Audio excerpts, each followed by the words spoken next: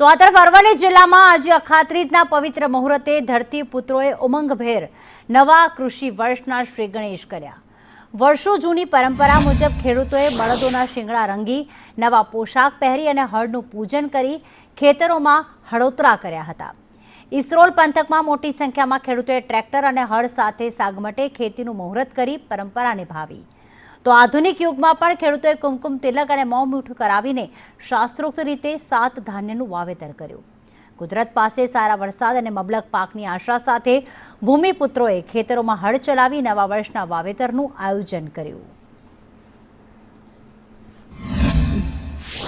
કૃષ્ણ પ્રયોગ સ્નેહનું મિલન એટલે એકબીજા જોડે પ્રેમ ઊભો થાય એટલા માટે એક ખેતર ભગવાનનું હોય અને એ ખેતરમાં બધા ગામના ભાઈઓ બધા ભેગા થઈ અને પૂજન કરે છે અને એ ખેતર ભગવાનનું ખેતર હોય એ ખેતરનું પૂજન કરી અને બધી પોતાની જે આવડત હોય એ પ્રભુના ચરણની ધરવાની એટલે આ યોગેશ્વર કૃષ્ણનો સરસ પ્રયોગ દાદાજી આપ્યો છે અને એમાંથી ખેડૂતોનો એકબીજાનો પ્રેમ વધે છે। આ અખાત્રીજનો દિવસ ખેડૂત માટે બહુ મહત્વનો હોય છે।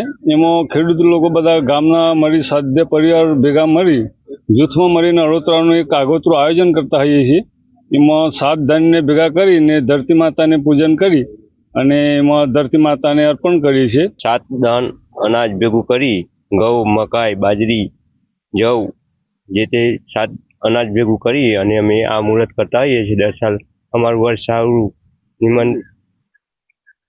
સારું જાય એ રીતે સારું મુહૂર્ત જોઈને અખાત્રીજના દિવસે મુહૂર્ત કરતા